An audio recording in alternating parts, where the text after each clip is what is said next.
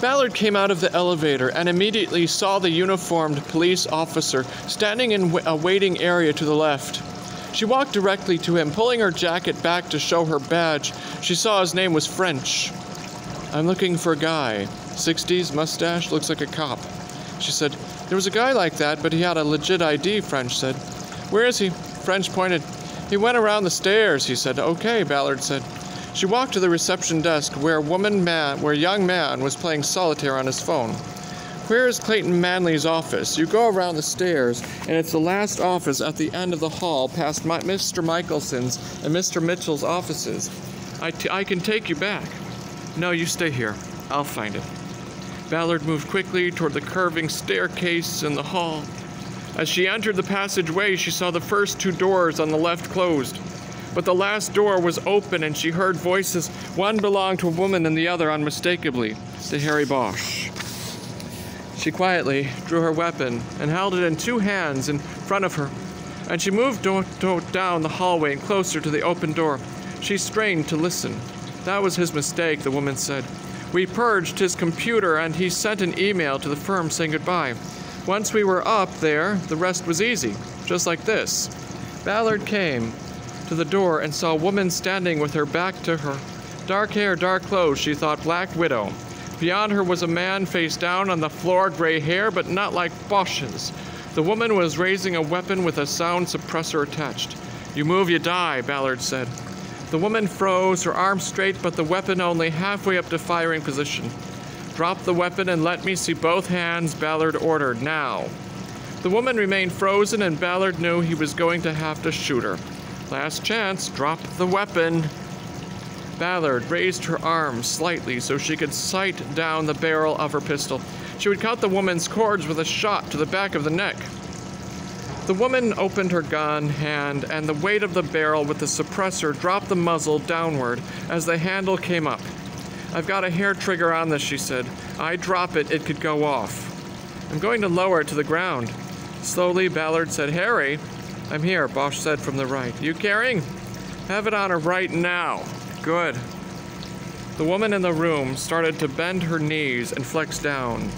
Ballard followed her with the aim of her gun, holding her breath the whole time until the weapon was dropped the last few inches. "All right, stand up," Ballard ordered.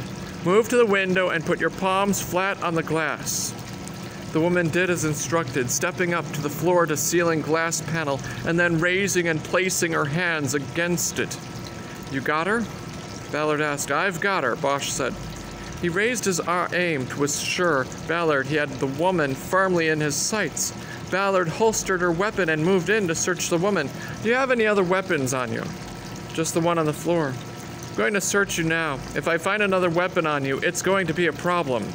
"You won't." Ballard moved forward and used her foot to push the woman's legs apart.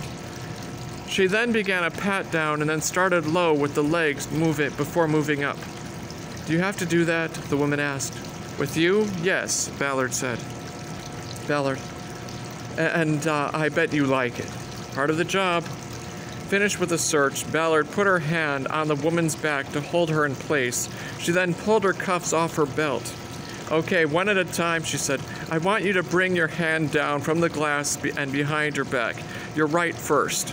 Ballard reached up and grabbed the right wrist as it was coming down and started bringing it behind the Black Widow's back. But the woman turned as if being pivoted by Ballard. Ballard tried to stop it. "No!" Ballard saw it before she felt it. In the woman's hand was an open folding knife with a blade curved like a horn, all matte black except for the edge of the blade that had been sharpened to a shine. The woman brought it up and into Ballard's left armpit and then put her other arm around her neck in a V-hold. She was now behind Ballard and using her as a shield. Ballard saw Bosch holding his weapon, looking for a clean shot that wasn't there. "I sliced a bleeder under her arm," the woman said. "She's got 3 minutes and she'll bleed out. You put the gun down, I walk out of here, she lives." "Take the shot, Harry," Ballard said. The woman adjusted herself behind Ballard to improve her shielding. Ballard could feel her breath on the back of her neck. She could feel blood running over her ribs and down her side. 2.5 minutes, the woman said. "There's a cop out front," Bosch said. and there's an exit to the stairs in the copy room. We're almost at 2 minutes.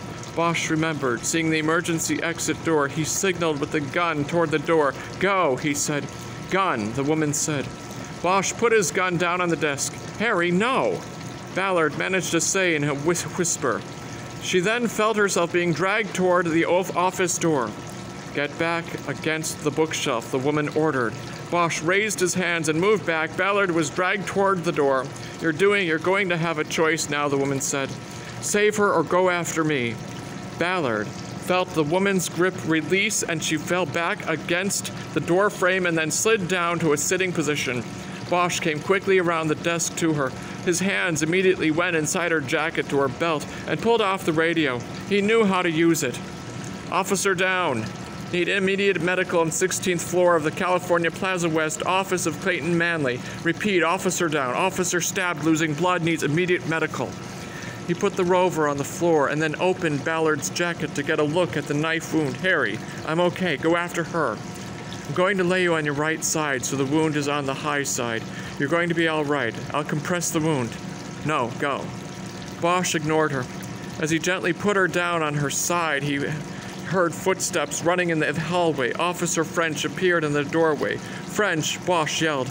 Get the EMTs. There's a team down in the plaza. Get them up here now, then put on a broadcast. A woman, 30s, white, black hair, all black clothing, armed and dangerous. She went into the exit stairs. She's trying to get out of the building. French didn't move. He seemed frozen by what he was seeing.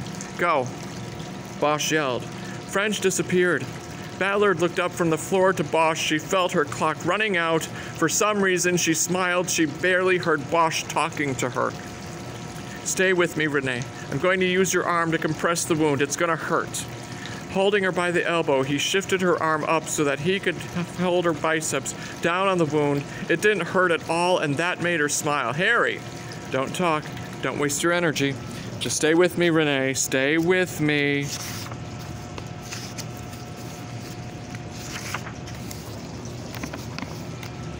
Ballard couldn't seem to move on the bed without setting off searing pain that ran like branches of lightning over the left side of her body. She was being treated at White Memorial in Boyle Heights. It was the second morning after the events at California Plaza, and she was out of the intensive care unit. The Black Widow had only nicked her axillary artery with her curving blade, but nevertheless, Ballard had suffered a major loss of blood. The EMTs had contained it, and then an ER doctor had sutured her damaged blood vessels in a 4-hour surgery. It was just that now her left arm felt like it had been strapped to her body with bungee cords, and any little movement set off pain like she had never felt in her life. Stop moving. She turned her head to see Bosch enter the room. Easier said than done, she said. Did you have trouble getting in this time? No, Bosch said, finally on the approved list. I told them you were my uncle. I'll take that over grandfather. I should have thought of that. So what's the news? She's still in the wind? Bosch sat down on a chair next to the bed. There was a table to his left, crowded with flower vases and stuffed animals and cards. The Black Widow's in the wind, he said, but at least they know who they're looking for. They got a print off one of the cartridges in the gun she left and ID'd her, they think. Turns out the FBI has been looking for her for a while for some wet work she did in Miami. They have her name, Caterina Cava. What's that, Italian? No, Cuban, actually. How'd she get hooked up with Batman? You forget I'm not part of the club anymore. People from your department aren't telling me jack. What I know I got from a Fed who interviewed me and is part of the task force they're putting together on this bureau, Vegas Metro, LAPD. He told me Butino and his people picked up on her when they had a piece of work that was mutually beneficial. Then she became his go-to, which in turn brought her to the attention of Michelson and Mitchell. They have Mitchelson? They have Michelson? Yeah, they grabbed him at Van Nuys Airport. He was about to take a private jet to Grand Cayman. Now he's trying to deal his way out, laying everything off on Manley. Of course, Manley's dead and his computer was purged before he went off the roof. But I told them what Cava told me, that Michelson set up the hit on Manley and me. Well, I hope. They put Michelson away for 100 years. It's a dance. He'll eventually realize he has to reveal all if he wants to, any shot at a break. does your FBI source have any idea about what Manley's hold was on Michelson? Like what they did, what they didn't get rid of, why they didn't get rid of him sooner? They just assume he knew too much. They believe they're going to find other cases where Michelson used kava. Judge Montgomery wasn't the first hit. In fact, they may have been a rogue operation, Manley making use of their in-house hitter without Michelson's approval. But what was he going to do? Fire him? He knew too much. Michelson was probably going to wait for Herstadt to be convicted, the case to die down a little bit, and then he would make his move on Manley. But you came along and sped it all up. Something like that. Bosch absent-mindedly picked up a stuffed dog that had been sent to Ballard with a get-well-soon card. That's from my friend Selma Robinson, Ballard said, the deputy DA on the Hilton case. Nice, Bosch said. He put the dog back. Ballard looked at the crowded table. It seemed odd to receive bouquets and get-well cards after being slashed with an assassin's blade. There was no specialty card for that from Hallmark. But the table and just about every other horizontal surface in the room seemed to be covered with flowers, cards, stuffed animals, or something else from well-wishers, most of them fellow cops. It was an odd contradiction to receive so much attention and so many get-wells from a department she thought had turned its back on her long ago. The doctor told her that more than 30 cops had showed up the night of her surgery to donate blood for her. He gave her a list of names. Many were from the Late Show, but most were complete strangers to her. When she read the names, a tear had gone down her cheek. Bosch seemed to understand the currents that were going through her. He gave her a moment before asking, "So, a leave has been by?" "Yes, actually," Ballard said, "this morning. Probably felt I had to." "He's had a good week." "Damn right. First he gets credit on the Hilton case. Now of all this, he's going to clear Montgomery, Banks, and Manley. The guy's going 4 for 4. That's a hell of an average. All because of you. And you. Maybe it'll get you off the Late Show." "No, I don't want that. I'd still never work for him. Alivus, and if not RHD, where am I going to go? Besides, after midnight is when it all happens in this town. I like the dark hours. As soon as they let me, I'm going back." Bosch smiled and nodded. He had known that would be her answer. "What about you?" Ballard asked. "What are you going to do now?" "Today's my day for visiting," Bosch said. "I'm going to go see Margaret Thompson next." Ballard nodded. "Are you going to tell her about John Hilton?" she asked. "I don't know," Bosch said. "Not sure he needs to know all that." "Maybe she already does." "Maybe, but I doubt it. I don't think she would have called me in the first place if she'd known. I don't think she would have done that to me, you know? Led me to finding out about him." Bosch was silent after that, and Ballard waited a moment before speaking. "I'm sorry," she said. "I know he wasn't important to you, and to have this truth come out. Yeah, well," Bosch said, "true heroes are hard to come by, I guess." They were silent another moment, and Bosch wanted to change the subject. "When I went there last to her house," he said, "you know, to look through his office before we knew why he took the murder book anyway, I found a book in his closet where he kept old cases.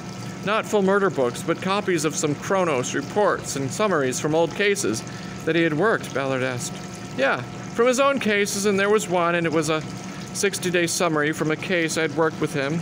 This girl rode her bike onto the Hollywood freeway, and then she disappeared. A few days later, she was found dead, murdered. And we never cleared it. What was her name?" "Sarah Friedlander." "When was the murder?" 1982. "Wow, that's old and never solved." Bosch shook his head. "I'm going to ask Margaret for the box," he said. Ballard could tell that Bosch's eyes were seeing the case from long ago. Then he seemed to come back to the present. He brightened and smiled at her. "Okay then," he said. "I guess I'll let you rest. Any idea when you'll be out of here?" "They're just worried about infection now," Ballard said. "Otherwise, it's all good. So I think they're going to watch it another day and then let me go. 2 days at the most. Then I'll be back tomorrow. You need anything?" "I'm good. Unless you want to go take my dog for a walk." Bosch paused. I didn't think so." Ballard said, smiling. "I'm not really good with animals," Bosch said. "I mean, did you want?" "Don't worry about it. Selma has been checking on her and taking her out. Then good, that's perfect. Bosch stood up, squeezed her right hand, and then headed toward the door. Sarah Friedlander.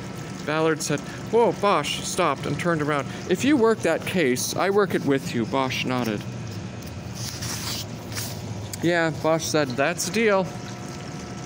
He started to leave the room. Ballard stopped him again. "Actually, Harry, I need one more thing from you." He came back to the bed. "What?" "Can you take a picture of all the flowers and stuffed animals? I want to remember all of this." "Sure." Bosch pulled his phone and stepped to one side so he could get the whole display of good wishes in the frame. "You want to be in it?" he asked. "God, no," Ballard said. Bosch took 3 shots from slightly different angles, then opened the camera app on the phone to select the best shot to send her. As he clicked on the All Photos option, he saw the shot he had taken while searching Clayton Manley's office.